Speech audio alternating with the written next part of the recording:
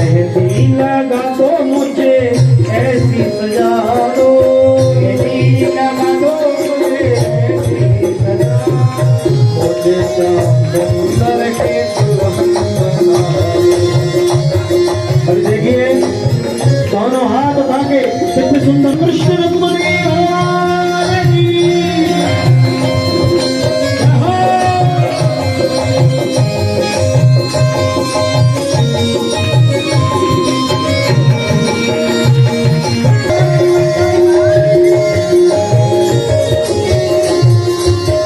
सत्संग में मेरी बात चलाई, सत्संग में मेरी बात चलाई, सतगुरु ने मेरी कीनी सगाई, सतगुरु ने मेरी कीनी सगाई। उनको बुला के हाथ लेवा तो करा दो, उनको बुला के हाथ लेवा तो करा दो, श्याम सुंदर के दुल्हन बना दो, श्याम सुंदर के दुल्हन बना दो।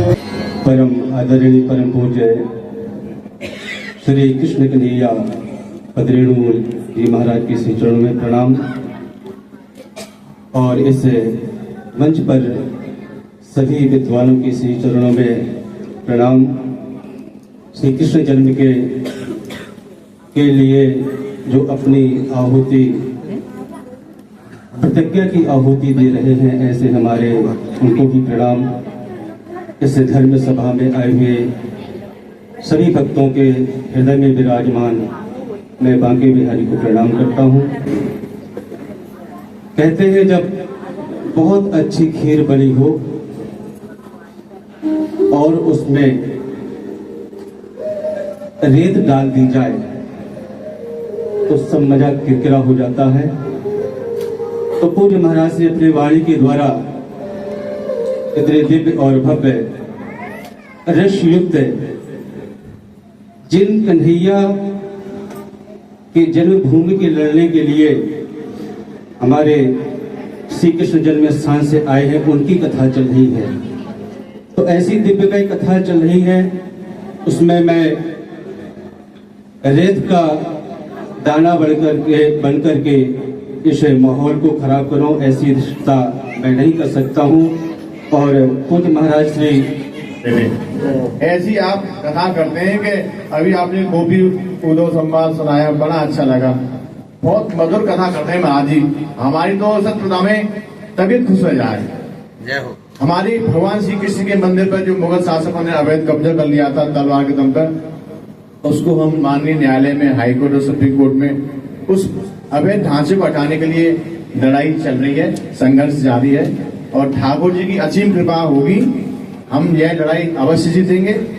हमने भी एक संकल्प किया कि जब तक इस हमारे कृष्ण भगवान के मंदिर से ये विवादित ढांचा नहीं हटेगा, तब तक हम महाराज जी ना तो अन्न ग्रहण करेंगे और ना ही अपने पैरों में जूता चप्पल पहनेंगे। तो कई वर्ष है हमें, हम पे पहले सतपुदाने एकादशी ना रह जाओ। तो हमारे पिताजी कहते लाला एकादशी जरूर रहो कर, मैं पिताजी भूख बहुत लगे। अब ठाकुर जी को संकल्प है, मंदिर को संकल्प है, तो अब एकादशी का, द्वादशी का सावरी व्रत है रे, कई बार सहेगे बिना अन्न खाएं, तो ये भगवान ही शक्ति दे रहे हैं, हम कछु ना है। आप सबके ठाकुर जी के पास से, महाराज जी के पास से यह गिरिराज पर्वत एक दिन जरूर उठेगा, ऐसा हमें विश्वास है। आप सबको राधे राधे, जय श्री कृष्ण। बहुत देखिए, जो सनातन संस्कृति समागम चल रहा है वो हमारे पूज्य श्री कृष्ण कन्हैया जी महाराज, पदरेणु जी महाराज, उनके नेतृत्व में चल रहा है।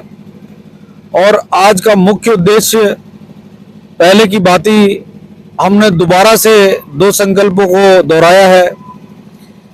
एक कि सनातन बोर्ड का जल्द से जल्द निर्माण किया जाए, और दूसरा जितना भी देश के अंदर सनातन को लेकर भांति भांति के लोग सोशल मीडिया या अन्य किसी भी माध्यम से सनातन को जो गाली देने का कार्य करते हैं, इस पे सख्त से सख्त कानून बनाया जाए।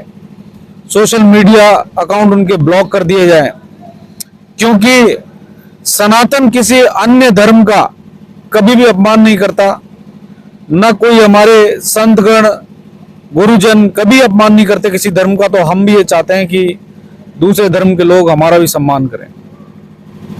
सबसे पूर्व रुक्मिणी विवाह से पूर्व उद्धव गोपी प्रसंग आता है। तो यहाँ पर उद्धव गोपी प्रसंग को सुनाते हुए महाराज श्री ने बताया कि किस तरह से पूर्ण ब्रह्म परमात्मा को गोपियों ने किस तरह से उसको अपने चंगुल में रखा। अर्थात उद्धव जी भगवान श्री कृष्ण के कहने पर जब ब्रज में पधारे कि मुझे रह रह करके अपने ब्रज की याद आती है, तब उद्धव जी वृंदावन में पधारे और वृंदावन में जाकर के नंद बाबा और यशोदा से उनकी भेंट हुई। जब गोपियों ने बाहर देखा स्वर्ण रचित वहां पर रथ है, तो देखा कि कौन आया है, तो पता चला कि उद्धव जी कोई मथुरा से आए हैं। तो गोपियां उद्धव जी उस समय संध्या वंदन करके उद्धव जी बाहर आए। उन्होंने कहा, रे उद्धव, अब तू काहे को आयो है? अभी तक हमारे जो तन के कृष्ण है लाडले वो तो तू लेके गए हैं अक्रूर जी, अब तू क्या हमारे मन से निकाल करके आया है या वह कंस के मृत के शरीर को क्रिया कर्म करवाने आया है? किस काम से आया है?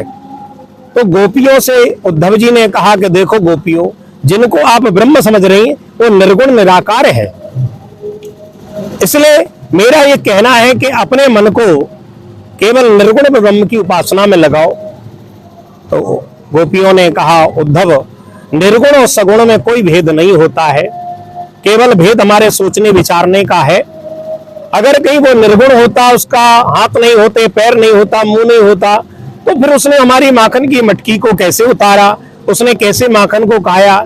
इन्हीं विचारों के बारे में उद्धव जी को उपदेश देते हुए, क्योंकि गोपी का मतलब होता है कि ज्ञान रूपा, गोवी ही इंद्रिय ही कृष्ण रसम पिबती इति गोपी, जो प्रत्येक इंद्रिय से कृष्ण रस का पान करे उसी का नाम गोपी होता है।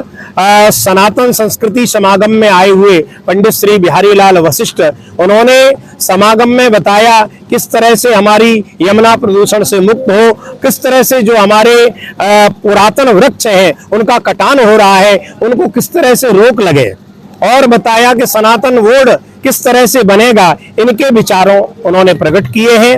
उनके मध्य में श्री ज्योत्साचार्य लक्ष्मी नारायण, जगदीश गुरुजी और पाठक जी इत्यादि बहुत से लोग यहाँ पर पधारे हैं।